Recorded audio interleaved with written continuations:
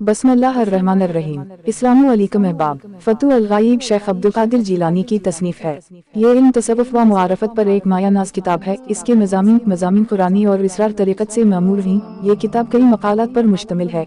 हर मकाला मुआरफत व हकीकत का आईना दार है। इस किताब में गौस आज़म रज़ी अल्लाह अन्हु के 78 वाज़ हैं जो इन्होंने मुख्तलिफ मौक़े पर इरशाद फरमाए। इन मकालात का मुतालिया ईमान में हिरारत पैदा करता है और सही अमाल व अक़ाइद की अक्कासी करता है। ये किताब असल में इन्होंने अपने साहिबजादे मोहम्मद ईसा की तालीम के लिए तसनीफ फरमाई। इस किताब में फना व बका और नफस व दिल के अमराज और इनका इलाज तजवीज़ किया गया है। हदीस नबवी है कि हिकमत की बात मोमिन की गुमशुदा चीज़ है, जहाँ भी उसे पाए हासिल कर ले, क्योंकि वही उसका बेहतरीन मुस्तहिक है। मज़ीद अहबाब, हम इन तमाम वाज़ को जो कि हज़रत गौस आज़म अब्दुल कादिर जिलानी रज़ी अल्लाह ताला अन्हु ने अपनी किताब फतू अल-गाइब में बयान किया है, हम अपने पाक नॉलेज चैनल में तमाम फरमूदात को बयान करेंगे। आपसे गुजारिश है, अगर अभी तक आपने पाक नॉलेज को सब्सक्राइब नहीं किया तो सब्सक्राइब कर लें और बेल के बटन को भी दबा दें ताकि तमाम वीडियोस का नोटिफिकेशन आपको बरोकत मिल सके।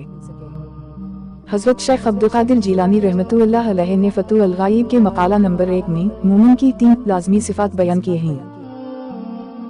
हज़रत कुतुब रब्बानी ने इरशाद फरमाया, हर मोमिन के लिए तमाम अहवाल में 3 सिफ़ात लाज़मी हैं। पहली ये कि अवामर यानी अहकाम खुदाबंदी की तमील करे। दूसरी ये कि नवाही यानी मुहर्रमात व ममनुआत से बचे, यानी अल्लाह और उसके रसूल सल्लल्लाहु अलैहि वसल्लम ने जिससे रोका इससे रोक जाए और जिसका हुक्म दिया उसको अपने नफस पर लाजिम कर ले। और तीसरी ये कि मशीयत इलाही और तकदीर पर राजी रहे।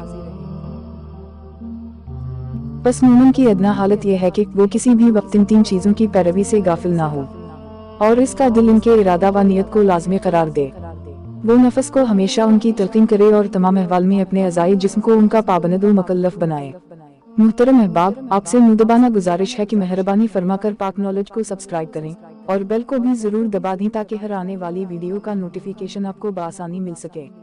वीडियो पसंद आने की सूरत में लाइक करें, इस वीडियो को सवाब की नियत से आगे शेयर करें और पाक नॉलेज को ज़रूर सब्सक्राइब करें। शुक्रिया।